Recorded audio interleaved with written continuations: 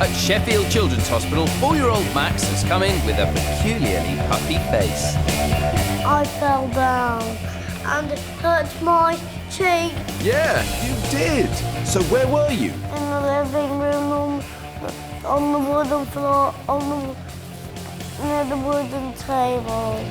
You wouldn't believe it, would you, Xand? So, how on earth did this happen? Well, a couple of days ago, Max was at home watching his favourite monster film on TV. Oh, I love a good monster film. Me too. Anyway, Max was really getting into the film, running about like the monsters.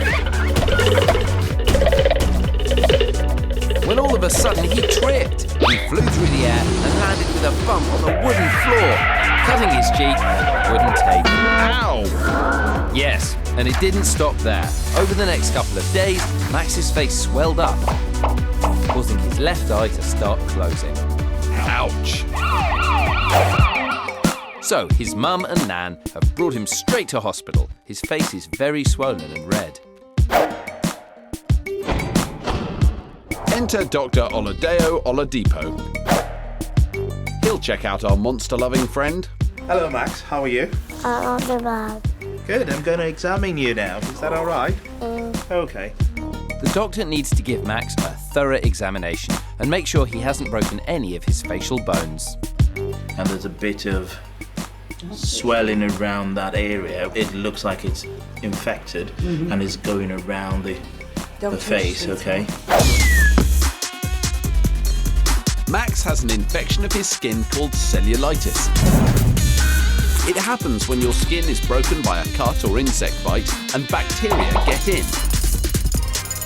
Sometimes the infection stays near the surface, but sometimes the bacteria infect the deeper layer, like with Max, causing the whole area to go red and swell up. And this is cellulitis. Because Max has cellulitis around his eye, it could cause bigger problems if it continues to spread. With the spread of the infection, the chance that his brain function will be affected, his sight will be affected, his breathing could also be affected. So we need to control that infection quite quickly.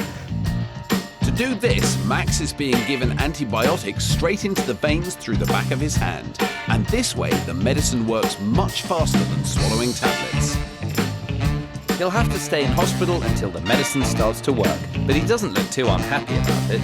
We'll be back later to see how he's getting on.